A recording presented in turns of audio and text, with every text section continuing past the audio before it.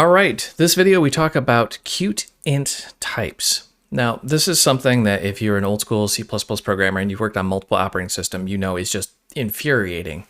Not every operating system treats integers the same way. They have different sizes, and this gets crazy frustrating, especially in embedded systems.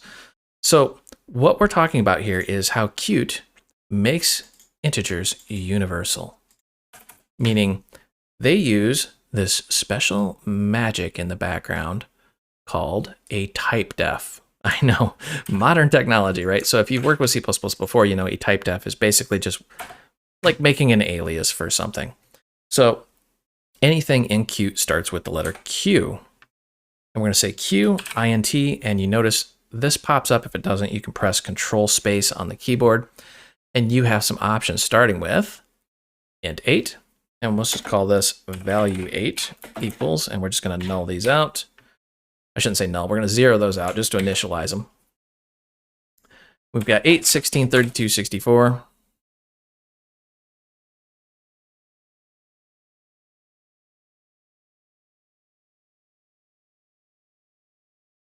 All right, so this is just crazy simple. Now, one thing I should note is while I'm filling this out here is there is another one, and it's not one that you're readily going to think about, but it's qint PTR, short for pointer, which does exactly what you think it would. It's just for a pointer. Just going to zero that out just to initialize it, and then just going to say qinfo, and I want the value of 8.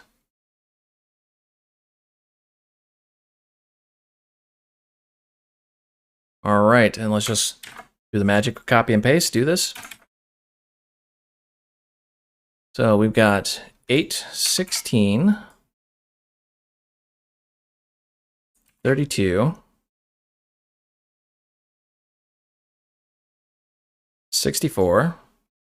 And again, on most modern computers, you're really not going to care, admittedly, unless you really got that upper limit of that data type.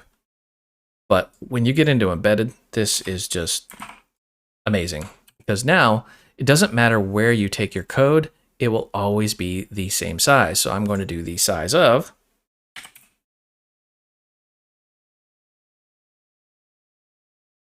do a little bit of surgery here.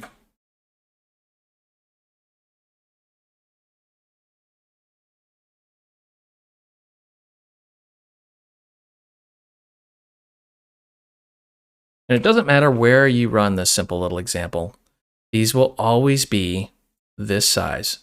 That's one thing that Qt basically promises to you, is that if you're using their typedef version of integers, they're always going to be a consistent size. So you don't have to worry about if you're on this OS, make it this size, otherwise use this other data type and then make your own typedefs.